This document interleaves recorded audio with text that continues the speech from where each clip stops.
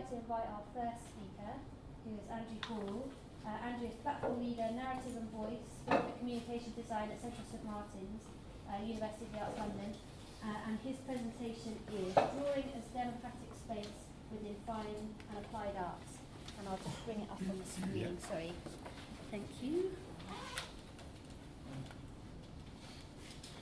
Where are we? There it is.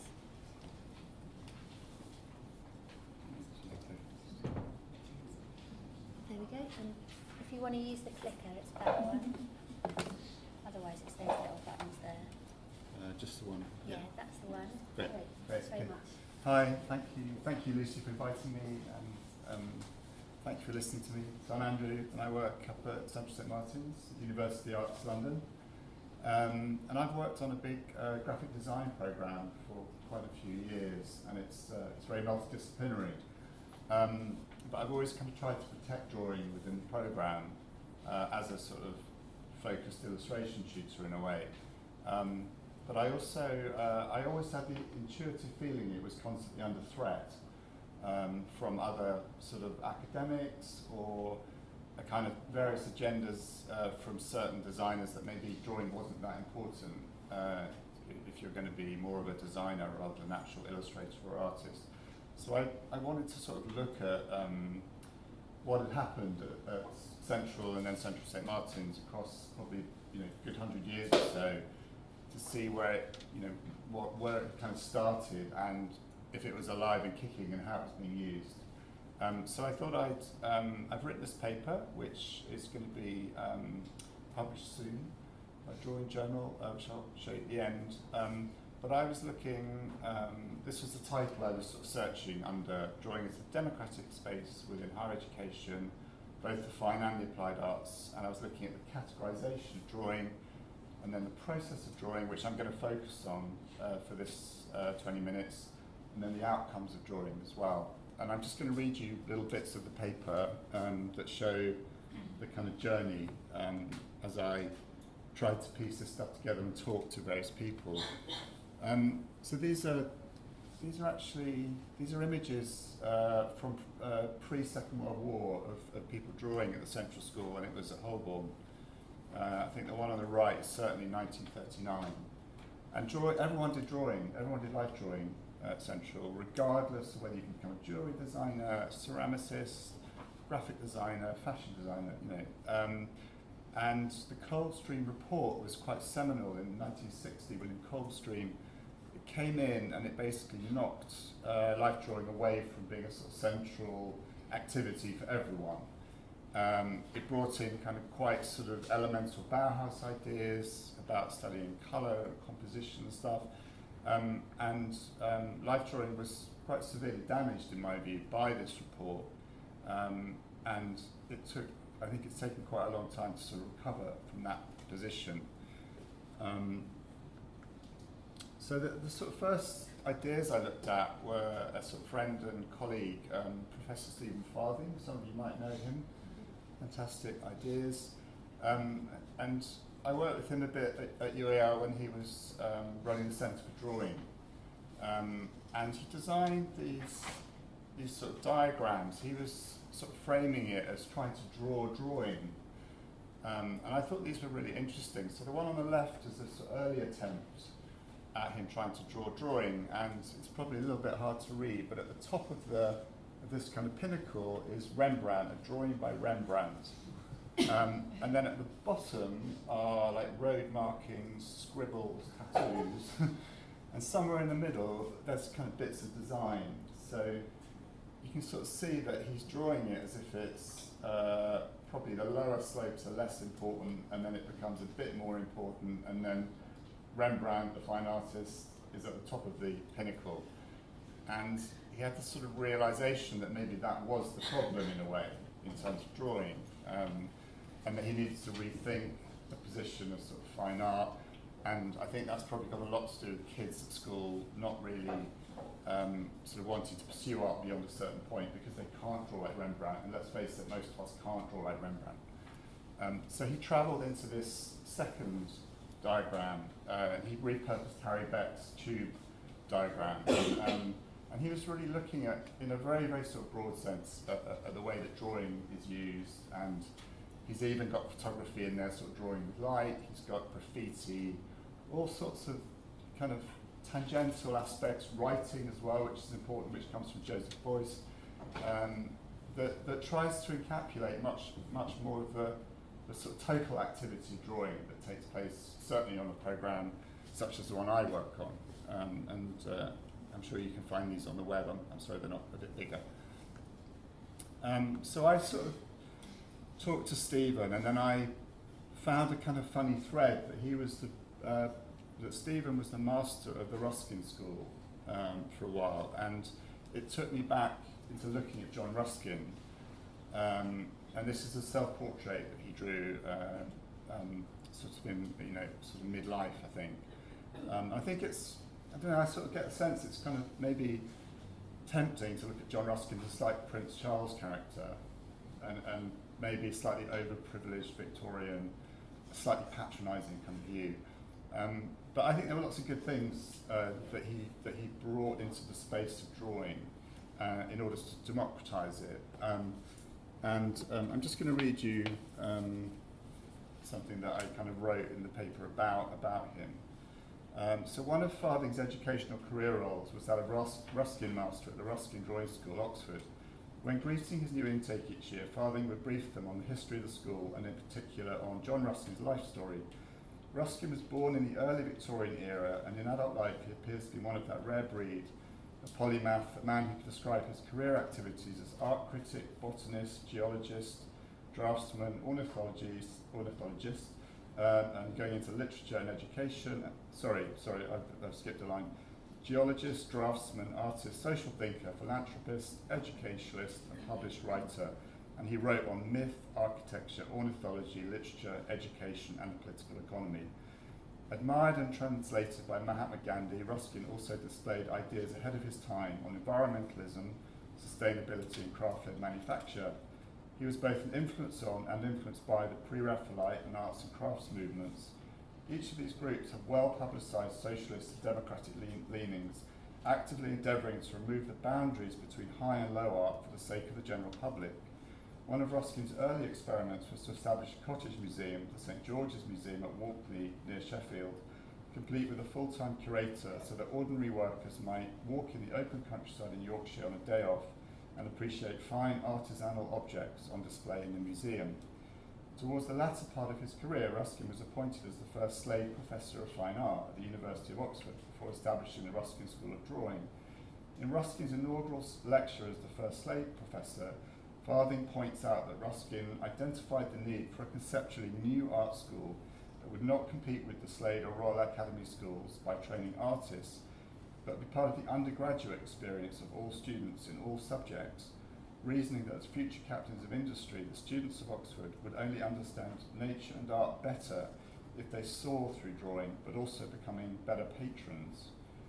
This startlingly democratic and innovative mission to democratise the drawing process, the act of seeing through drawing in relation to every undergraduate's experience, extended well beyond the bounds of the Ruskin School of Drawing. Not only in 1871 did Ruskin begin to write his monthly letters to the workmen and labourers of Great Britain, published under the title Ford's Calvigera, but previously in 1857 Ruskin had published The Elements of Drawing in 3 letters to beginners. This book, as Farthing commented in conversation, may well have been the first virtual learning course on drawing. Ruskin continued his mission to democratise the arts, and in particular the practice of drawing in print. In Farthing's words, Ruskin's elements were not, as the title might suggest, a systematic breakdown of the components parts of drawing, but a strange blend of technical tips and moral philosophy geared not towards the training of an elite, but rather the enlightenment of the masses, a goal totally in keeping with the patronising rhetoric of Victorian England. And just to balance Farthing's commentary, in Ruskin's own words, his mission with the elements of drawing was as follows. Whether this book is to be of use to you or not depends wholly on your reason for wishing to learn to draw. If you desire only to possess a graceful accomplishment, to be able to converse in a fluent manner about drawing, or to amuse yourself listlessly in listless hours, I cannot help you. But if you wish to learn drawing that you may be able to set down clearly and usefully records of such things as cannot be described in words, either to assist your own memory of them or to convey distinct ideas of them to other people, if you wish to obtain quicker perception of the beauty of the natural world and to preserve something like a true image of beautiful things that pass away, or which you must yourself leave, if you also wish to understand the minds of great painters and to be able to appreciate their work sincerely, seeing it yourself and loving it, not merely taking up the thoughts of other people about it, then I can help you, or which is better, show you how to help yourself. So I think Ruskin was doing something quite interesting there and trying to kind of maybe tap into the idea of sort of embodied knowledge and having people take on some ideas but then own it themselves and develop that for themselves in the way that they wanted to. And from that moment I found a connection with Ruskin's ideas and John Berger. And I don't know if any of you are still teaching in art schools, probably quite a lot of us are, but I continue to recommend this book to the students. I continue to be amazed by it, ways of seeing, and there are good documentaries on the sort of box of broadcasts, whatever. So it's a very interesting book. But Berger also wrote some books on drawing, and this is one of them called Berger on Drawing.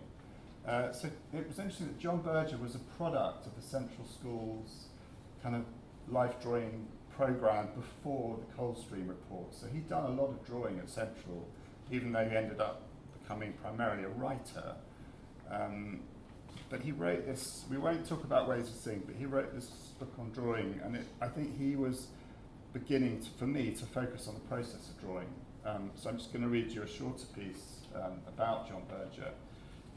So whilst Berger wore the hat of a cultural critic in his most famous and widely read published book, he was also capable of wearing the hat of an artist, notably in Berger on Drawing, which came out in 2005, and later in Bento's sketchbook, which was 2015.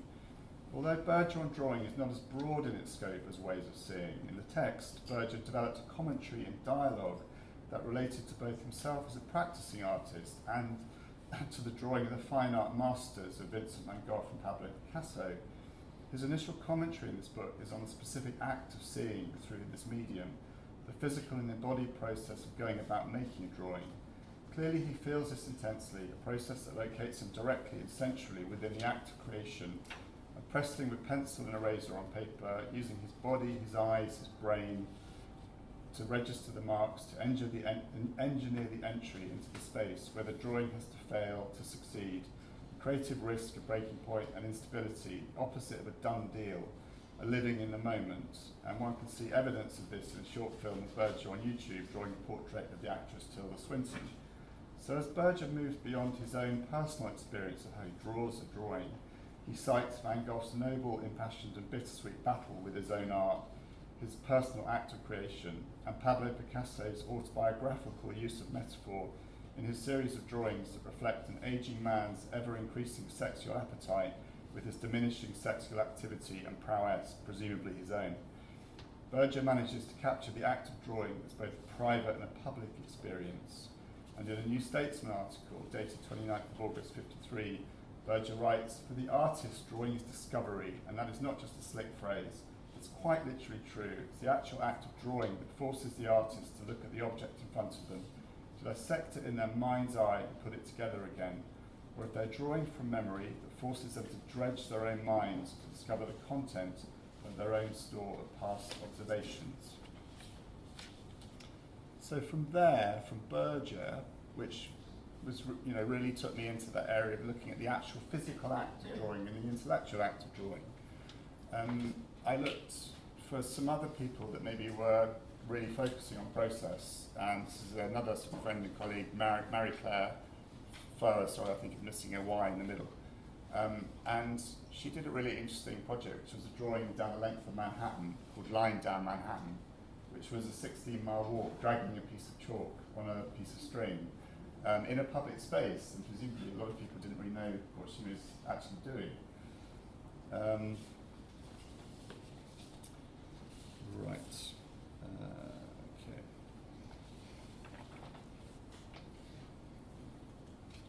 So this is a little kind of excerpt really that looks at this kind of area of, in relation to Marie Claire as well.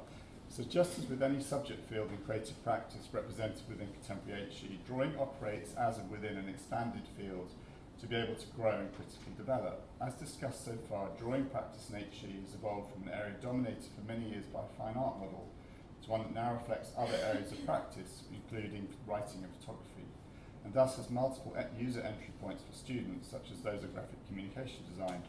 Arguably, one can presume that these other ways of using drawing were always in situ, but intellectually and critically unrecognised, or understood only through a semiotic framework. A more recent addition by Ruskin, Virgin and others, notably Francis Bacon with David Sylvester, has been the expansion and development of the focus on process, the physical act of seeing, and of performative embodied drawing. In terms of a pedagogic and practice-based progression, what now seems to have occurred is a fusion, a linking of process and outcome as outcome, an extraction of the act of drawing into a more prominent and visible space. Within the educational framework of UAL, both past and present, there are drawing practitioners worthy of note who are now working in this area. Actively connected to drawing process, Marie Claire Fouet is one such artistic practitioner and educator, and in conversation with the author in 2019, she stated that she's established a drawing-based practice within the field of performance as a way to connect to the creative practitioner to their environment. As she states, echoing Farthing's approach in harnessing Beck's underground map, performing a drawing moves the process of drawing beyond two dimensions. Although one might immediately be concerned that the field of fine art is yet again dominating the narrative on drawing in HE, thus narrowing and potentially blocking its many democratic entry points for design-oriented students, one must also recognise that it is the field of fine art that is often responsible for expanding the field of drawing. As Fouet cites, the artist Rebecca Horn was a pioneer of this territory, evidenced in her early 1970s performance, Pencil Mask. And her work now exists in documentations, films, texts and still images that record the event of her head repeatedly swinging back and forth, dragging the pencils, which were secured in a head mask, across the paper. The documentation is an important part of the artwork, capturing sound and movement, otherwise lost to the moment, and that's what Marie Claire Fouet said. And in relation to Fouet's own practice, she built on Horn's work by devising a drawing-based performance in the public space of Manhattan Island, New York. As she writes, on New Year's Eve, I dragged a lump of raw English chalk tied to a rope down the length of Manhattan. Beginning at Broadway Bridge, I walked, drawing temporary white lines 16 miles down Broadway to Battery Park. The practice of contemporary performance, technology and documentation is new to me, but in retrospect I think I've been performing without documentation of myself other than the drawings made on site for over 20 years. What I did at college in the 80s was called location drawing. I saw it as an opportunity to go out and be in the elements, to be in the landscape and put that experience of physicality into my work, thereby endeavouring to fill my drawings with a sense of place and my exhilaration of that process. So I'm just going to whiz through these last minutes. I've got 5 minutes left. So one of Marie Claire's contemporaries is Brigitte Hazier, who has a career established in animation, but she's been doing a lot of work in relation to drawing and mental health, and using embodied drawing practice to sort of contribute to that area for students. In collaboration with UAL Academic Support Coordinator Graham Barton at CSM during 2015 and 16, Hosea drew upon pedagogic approaches developed over her career in HE to conduct an action research project within the current and present field of student and staff mental health and well-being. They conducted a series of workshops that combine meditation with drawn animation exercises. Their collaborative project is titled Animation as a Mindful Practice. They designed this to reach out to all students at UAL in a democratic and non-subject related manner. As Hazier and Barton state, the original intention of the project was to explore the potential application of Buddhist principles and practices such as mindfulness within a practical secular context to benefit art and design students who experience stress in the learning environment and who wish to examine their learning processes more closely. This research project is situated within wider developments in UK higher education that seek to enable students to engage meaningfully with the effective and extra-rational dimensions of learning.